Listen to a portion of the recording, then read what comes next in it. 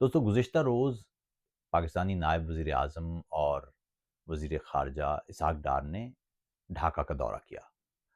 اور اس دوران وہاں پر ایک سوال ان سے پوچھا گیا کہ آپ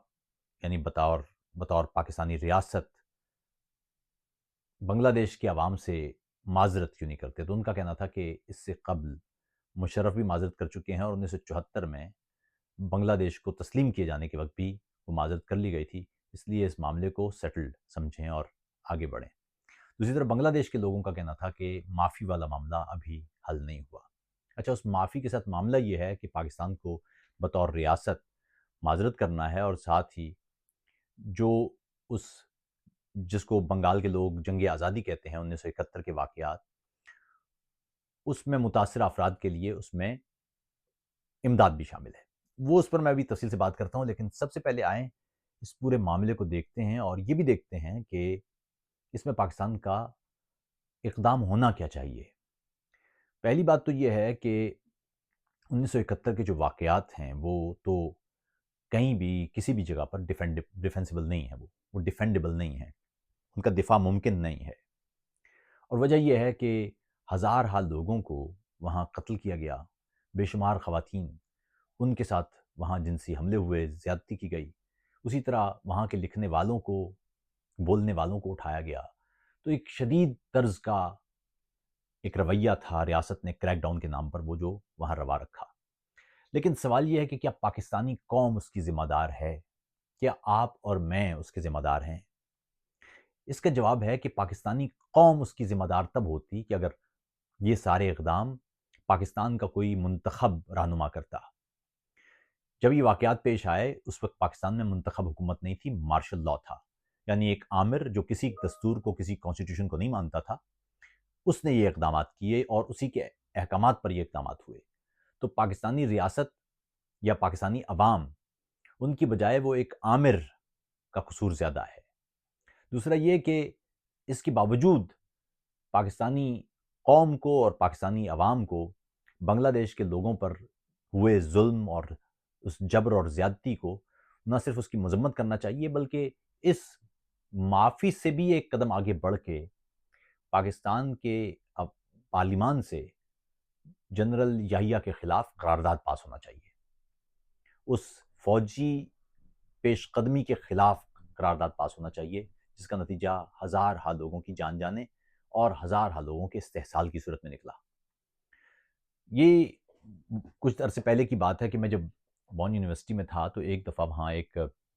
بنگالی خاتون وہ اچانک بھڑک اٹھی اور اس نے کہا کہ پاکستان کے لوگ بھی نازیوں کی طرح ہیں جنہوں نے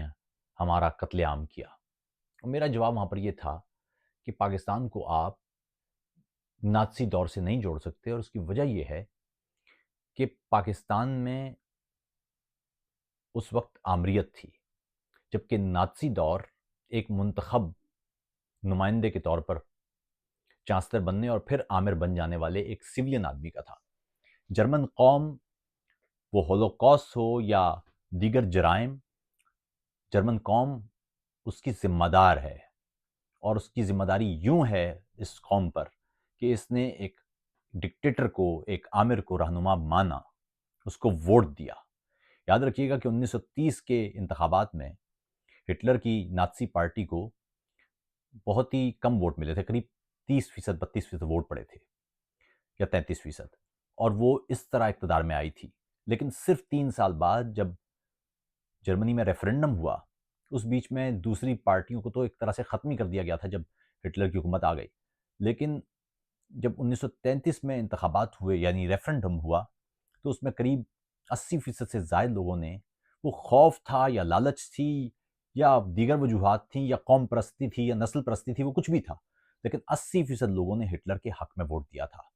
اور یوں اس ریفرنڈم کے بعد ہٹلر فیوگر یا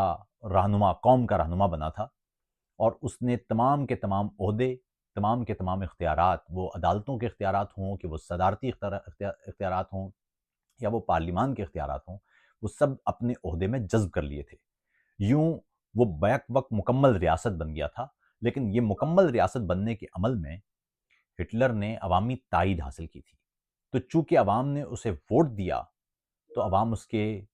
ان تمام اقدامات یا مظالم ان کی جواب دہ ہیں۔ جرمن قوم،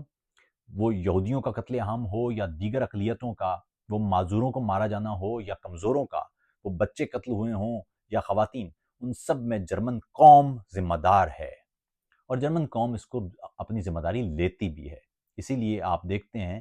کہ اسرائیل کے معاملے میں جرمنی کی پالیسی وہ آج تک ایک خاص طرز کی ہے، اور اسی طرح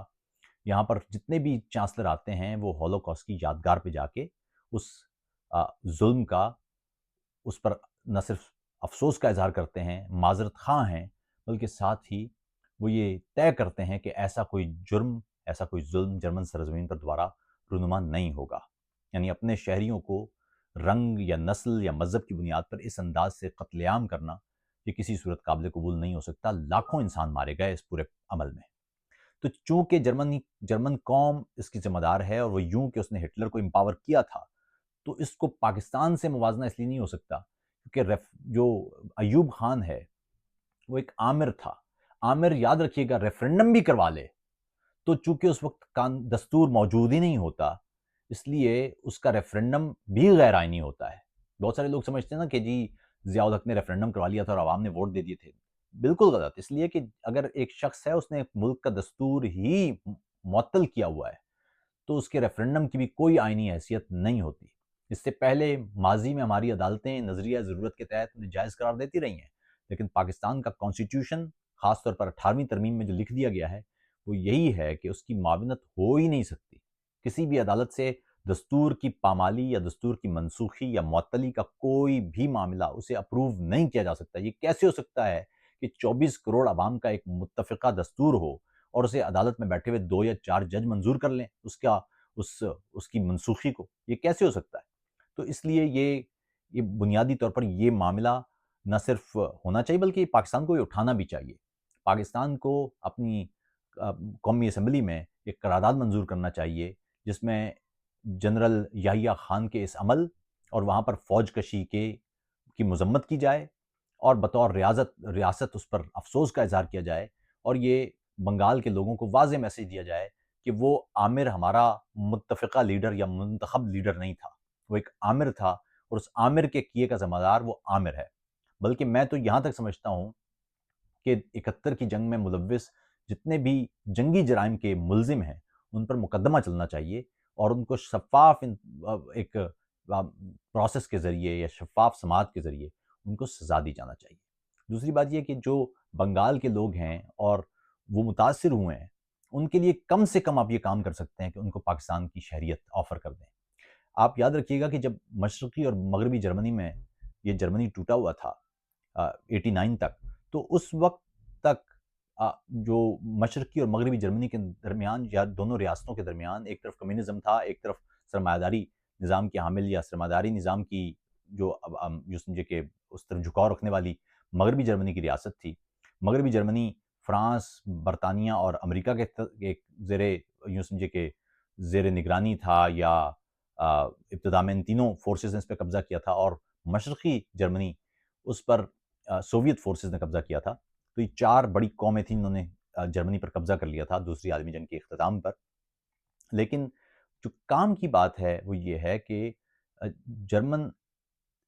ہیلمٹ کول نے یہ کہا ہوا تھا کہ مشرقی جرمنی سے جو بھی شخص مغربی جرمنی آتا ہے وہ مغربی جرمنی کا ایک طرح سے بائی برتھ شہری ہے، وہ جس وقت چاہے اپنا پاسپورٹ آ کے لے لے۔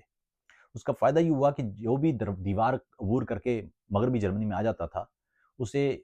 ایک طرح سے یہ احساس ہوتا تھا کہ وہ اپنے ملک میں آ گیا ہے، جبکہ مشرقی جرمنی میں یہ سہولت نہیں تھی، اور نہ کوئی مشرقی جرمنی ظاہر مغربی جرمنی سے جانا چاہتا تھا۔ وہاں پر آپریشن تھا، وہاں پر غربت تھی، وہاں پر چینی کی لائنیں لگی ہوتی تھیں۔ تو اہم بات یہ ہے کہ اس کا نتیجہ یہ نکلا کہ مشرقی جرمنی کے لوگوں نے وہ دیوار توڑ دی، اور دنیا کی تاریخ کا ایک غیر معمولی انقلاب برپا ہوا، جس میں آپ کو کسی رہنما کا نام نہیں ملتا، لیکن انہوں نے مشرقی جرمنی کو مغربی جرمنی سے ملا دیا۔ اسی طرح پاکستان کو بھی اس وقت چاہیے کہ کم سے کم ایسے تمام متاثرہ افراد بنگلہ دیش سے اس کی لسٹ لی جائے، اور کم از کم یہ کیا جا سکتا ہے کہ ان کو پاکستان کی شہریت دے دی جائے۔ ایسے تمام لوگ جو پاکستانی فورس یا پاکستانی فوج کے ہاتھوں جن کے ساتھ زیادتی ہوئی ہے وہ کسی بھی طرح کے مظلوم ہوں، کسی بھی طرح کے ان پر ظلم ہوا ہو، ان کو آپ پاکستان کی شہریت آفر کر دیں۔ پھر ظاہر ہے وہ متاثرہ لوگ ہیں، پاکستان کے پاس شاید یقیناً اس وقت خود اتنے پیسے نہیں ہیں کہ وہ 4-5 ارب ڈالر جن کا مطالبہ کر رہے ہیں پاکستان وہ ادا کرے، لیکن ایسی صورت میں بھی یاد رکھیے گا یہ 4-5 ارب ڈالر یہ مہنگا سودا نہیں ہے۔ اگر بنگلہ دیشی قوم آپ کے ساتھ جڑ جاتی ہے اور آپ کے بارے میں جو ان کے تاثرات ہیں وہ ختم ہو جاتے ہیں تو اس کا بہت طویل المدتی فائدہ ہوگا۔ یہ جو نا وہ الاسکا جس کو امریکہ کی جو سب سے بڑی ریاست ہے، یہ یاد رکھیے گا کہ یہ 7.2 ملین ڈالر میں خریدی گئی تھی اس وقت، اور بعد میں یہاں سے سونے کے بڑے بڑے ذخائر نظر آ گئے۔ اسی طرح جب کوئی قوم آپ کے ساتھ اس طرح جڑ جائے یا اس کے اندر پائی جانے والی رنجشیں ختم ہو جائیں تو یقین کیجئے یہ سودا مہنگا نہیں ہے۔ پاکستان کو اس وقت گو کہ گزشتہ روز میں نے دیکھا کہ اسحاق ڈار صاحب سے جب یہ سوال کیا گیا تو انہوں نے بڑے اچھے طریقے سے اس کو ہینڈل کیا، لیکن پاکستان کو اس معاملے میں جو بنگلہ دیش کے لوگوں کا یہ کہنا ہے نا کہ سارے معاملات حل ہو گئے اور پاکستان سے قربت بھی اس پر بھی اتفاق ہوا ہے، لیکن معافی والا معاملہ حل نہیں ہوا، تو معافی والا معاملہ حل ہو جانا چاہیے۔ 1974 میں آپ نے بنگلہ دیش کو تسلیم کیا تھا اور 2002-2003 میں غالباً جب مشرف گئے تھے وہاں پر تو انہوں نے معذرت کی تھی، لیکن مشرف تو خود آمر تھے، مشرف تو خود آئین معطل کر کے غیر قانونی اور غیر آئینی طور پر اس ملک کے رہنما بنے ہوئے تھے۔ ان کی معذرت تو ویسے بھی کوئی معذرت نہیں بنتی، ان کی معذرت کی تو پاکستانی قوم کی طرف سے کوئی اہمیت نہیں ہونی چاہیے، کیونکہ ایک آمر ہیں وہ، پاکستان کے نمائندہ پاکستان کی پارلیمان ہے اور پاکستان کی پارلیمان کو یہ معذرت پیش کرنا چاہیے تاکہ بنگال کے لوگوں کو ایک واضح پیغام جائے کہ پاکستان کے لوگ ان کے ساتھ کھڑے ہیں، پاکستان کے لوگ اس ظلم اور استحصال کے خلاف کھڑے ہیں جو اس وقت ان کے ساتھ ہوا۔ یہ بھی یاد رکھیے گا کہ مجیب الرحمان 1971 میں پاکستانی جیل میں قید تھے اور وہ مارچ 1972 میں آزاد کیے گئے تھے۔ انہیں معلوم بھی نہیں تھا کہ ان کے پیچھے بنگلہ دیش الگ ہو چکا ہے۔ انہوں نے تو پاکستان سے زیادہ خود مختاری کی ڈیمانڈ کی تھی، اور میں آپ کو بار بار کہتا ہوا آپ مجھے سنتے ہیں کہ پاکستان کی ترقی کا راز اسی میں ہے کہ 1940 کی قرارداد کے تحت پاکستان میں صوبوں کو زیادہ سے زیادہ خود مختاری دی جائے اور کوئی چند بیسک طرح کی جو بنیادی طرز کی وزارتیں ہیں وہی وفاق میں رکھی جائیں۔ وفاق کا جتنا قبضہ کمزور ہوگا، کیونکہ پاکستان کئی اقوام کا ملک ہے، ایسے ملک میں اقوام کو زیادہ سے زیادہ امپاور کرنے کی ضرورت ہے تاکہ وہ اپنی تاریخ، اپنے تمدن، اپنی کتابوں، اپنی زبان ان سب کا تحفظ کر سکیں، اور اردو کو قومی زبان کی بجائے یہاں پر دفتری زبان یا رابطے کی زبان ہونا چاہیے، کیونکہ یہاں پر کسی قوم کی زبان نہیں ہے اردو، بلکہ مختلف اقوام کی مختلف تاریخی زبانیں ہیں، ان کا پس منظر ہے۔ تو پاکستان کی بہتری کے لیے یہ ایک بنیادی کام ہو سکتا ہے۔ دوسرا یہ کہ بنگال کے لوگوں کو بھی آپ یہ آفر کر سکتے ہیں کہ وہ چاہیں تو پاکستان کے ساتھ یونین طرز کا کچھ معاہدہ کر سکتے ہیں، جس طرح یورپی یونین میں تمام ممالک ہیں، بلکہ پاکستان کو تو میں اس سے پہلے بھی ایک دفعہ کہہ چکا ہوں کہ انیشیٹ کرنا چاہیے جنوبی ایشیائی یونین کے لیے۔ اس کا فائدہ یہ ہوگا کہ اگر پاکستان یہ آفر کرتا ہے کہ جنوبی ایشیائی یونین ہونا چاہیے اور اس میں تمام ممالک جو آنا چاہیں وہ اس ایک خاص حکمت عملی یا ایک خاص روڈ میپ کے تحت اس کو جوائن کر سکیں، تو آپ کی سوورنٹی بھی قائم رہے گی اور ساتھ ہی ساتھ یہ خطہ بھی مضبوط ہو جائے گا۔ یاد رکھیے گا اب وہ دور چلا گیا ہے جب اقوام ترقی کرتی ہیں، اب وہ دور ہے جب خطے ترقی کرتے ہیں، اور خطوں کی ترقی کے لیے ضروری ہے کہ چیزیں باہم جڑیں۔ آپ توڑیں گے، آپ نے ہمیشہ سنا ہوگا کہ میں علیحدگی پسندی کے بالکل خلاف رہتا ہوں، اس لیے کہ میں ذاتی طور پر سمجھتا ہوں کہ علیحدگی پسندی سے نقصان ہوتا ہے۔ آپ یہ دیکھیے کہ بلکہ بنگال سے بھی پہلے آپ پاکستان کو دیکھ لیجئے، پاکستان ہندوستان سے الگ ہوا تو کیا آزاد ہوا؟ اسی طرح بنگال پاکستان سے الگ ہوا تو کیا آزاد ہوا؟ حالات یہ ہیں کہ پچھلے کوئی 15-16 سال تک حسینہ واجد کی وہاں پر حکومت رہی، اور اس حکومت کے دوران حسینہ واجد خود ایک سویلین آمر بن گئی، تمام کے تمام محکموں کو اپنے قبضے میں کر لیا اور اپنے اپوزیشن کی بدترین سیاسی انتقام ان کا نشانہ بنایا، اور اس کا حل کیا نکلا؟ حل یہ نکلا کہ وہاں کے طلبہ نے اور دیگر لوگوں نے وہ انقلاب برپا کر دیا، حسینہ واجد فرار ہو گئیں، لیکن اب ملک ایک فوجی تسلط میں آ گیا ہے، یعنی ایک جمہوری آمریت سے نکل کے وہ ایک فوجی آمریت میں دوبارہ پھنس گیا ہے۔ اب کب انتخابات ہوں گے اور کب عوامی نمائندے ہوں گے وہ اپنی جگہ پر سوال ہے، اور پھر یہ کہ عوامی لیگ کو ان انتخابات سے ہی آؤٹ کر دیا ہے یہ بھی اپنی جگہ پر سوال ہے۔ تو یہ کس دستور کے تحت ہے؟ اس وقت آپ دیکھ رہے ہیں کہ حسینہ واجد کی جانے سے لے کے اب تک بنگلہ دیش کا دستور معطل ہے، یعنی اس وقت دستوری گارنٹیز وہاں موجود نہیں ہیں، ایک عبوری طرز سے وہ ایک پورا حکومت چل رہی ہے، کیونکہ اس حکومت کا کوئی دستوری یا آئینی جواز موجود نہیں ہے۔ تو سوال یہ ہے کہ ہم ایک ٹوٹ پھوٹ کے نتیجے میں، جس کو ہم آزادی سمجھتے ہیں، اس کے نتیجے میں کہاں پہنچتے ہیں۔ تو میری رائے میں بنگلہ دیش کے لوگوں کو اور پورے خطے کے لوگوں کو جوڑنے کے لیے یہ انیشیٹ کرنا چاہیے کہ ہم کچھ چیزوں کو مرکز میں رکھتے ہیں اور تمام کے تمام خطے یہ آپس میں جڑتے ہیں، ان کے درمیان باہمی سفر وہ مفت ہونا چاہیے اور فری ہونا چاہیے۔ اسی طرح اس علاقے کی ایک کرنسی ہو سکتی ہے، اس علاقے کی ایک مجموعی خارجہ پالیسی ہو سکتی ہے، اس علاقے کا ایک مجموعی ایک یہ سمجھے کہ ویزا کا ایک سسٹم ہو سکتا ہے۔ تو کچھ بنیادی چیزوں پر اتفاق، یا کمیونیکیشن کا سسٹم پورے علاقے کا ایک ہو سکتا ہے۔ تو کچھ بنیادی چیزوں پر اتفاق کیا جائے اور باقی تمام صوبوں، تمام ریاستوں کو زیادہ سے زیادہ آزادی دی جائے تاکہ وہ اپنے ریسورسز کے خود ذمہ دار ہوں، جس طرح یورپی یونین میں آپ کو نظر آتا ہے۔ یورپی یونین میں ایک بڑی جنگ کے بعد، بہت تباہی کے بعد لوگ اس نتیجے پر پہنچے کہ لڑائی سے کچھ حاصل نہیں ہوتا۔ آپ بھی کسی بڑی جنگ کا انتظار نہ کریں، آپ بھی اپنے شہروں کی تباہی کا انتظار نہ کریں، بلکہ کوشش کریں کہ اس سے پہلے ہی انٹیگریشن یعنی جڑاؤ کے ذریعے، انضمام کے ذریعے آگے بڑھ جائیں۔ میرے خیال میں اسحاق ڈار صاحب کا بنگلہ دیش کا دورہ نہایت اچھا تھا۔ بنگلہ دیش میں حالات تبدیل ہوئے ہیں، میں ایک حیرت انگیز طور پر ہی سمجھتا ہوں، میری کم سے کم یہ تھیوری رہی ہے جس کو میں سمجھتا ہوں کہ بڑا عجیب و غریب طرز پہ وہ تبدیل ہو گئی ہے، اور وہ یہ کہ میں یہی سمجھتا تھا کہ جب کسی قوم کے اندر نفرت آ جاتی ہے، جب کوئی ملک آپ کے خلاف ہو یا کسی ملک کی حکومت آپ کے خلاف ہو، تو پھر تو سمجھ میں آتا ہے کہ آپ شاید اس ملک سے تعلقات بہتر کر پائیں گے کیونکہ قوم تو آپ کے خلاف نہیں ہے۔ لیکن اگر کوئی کسی علاقے میں قوم آپ کے خلاف ہو جائے تو پھر وہ جو نفرت ہے وہ دور رس ہوتی ہے۔ میں سمجھتا تھا کہ بنگال کی قوم میں پاکستان کے حوالے سے کافی سختی پائی جاتی ہے، بہت ہی کوئی اچھے خیالات نہیں ہیں، لیکن حیرت انگیز طور پر نظر آیا کہ وہ بہت جلدی تبدیل ہو گئے، غیر معمولی طور پر وہ تبدیل ہو گئے، اور اب اگر آپ دیکھیں تو وہ نفرت نہیں پائی جاتی جو نفرت ہمیں پہلے نظر آتی تھی۔ تو بہرحال اس کا فائدہ اٹھانا چاہیے، اور یہ موقع ہے کہ یہ دونوں علاقے وہ اپنے زیادہ قریب آ سکیں، اور اس کے لیے بنیادی معاہدے کیے جا سکتے ہیں جس کے تحت بنگلہ دیش کی اپنی سالمیت رہے، پاکستان کی اپنی سالمیت رہے، لیکن کچھ چیزیں وہ آپس میں جڑنا بھی شروع ہو جائیں۔ اس کا فائدہ یہاں کے لوگوں کو ہوگا، جڑاؤ کا فائدہ یہاں کے لوگوں کو ہوگا۔ میں پہلے بھی کہتا ہوں اور آج پھر بھی کہہ دیتا ہوں، میری زندگی کا ایک بہت بڑا خواب ہے کہ کوئی ٹرین چلے مسافروں کی، کابل سے پشاور پہنچے، پشاور سے لاہور پہنچے، لاہور سے دلی پہنچے، دلی سے کلکتہ، اور کلکتہ سے ڈھاکہ پہنچے، یہ پورا خطہ جڑے آپس میں، اور اس کا فائدہ یہ ہوگا کہ انسانوں کو جس استحصال کا، جس ظلم کا، اور ایک جس طرح خوف کا سامنا ہے، ایک جنگ کے خوف کا، ایک تباہی کے خوف کا، اس سے ہماری نجات ہو جائے۔ اپنا بہت خیال رکھیے گا، اپنی رائے ضرور دیجیے گا، پاکستان کو ایسے موقع پر کیا کرنا چاہیے۔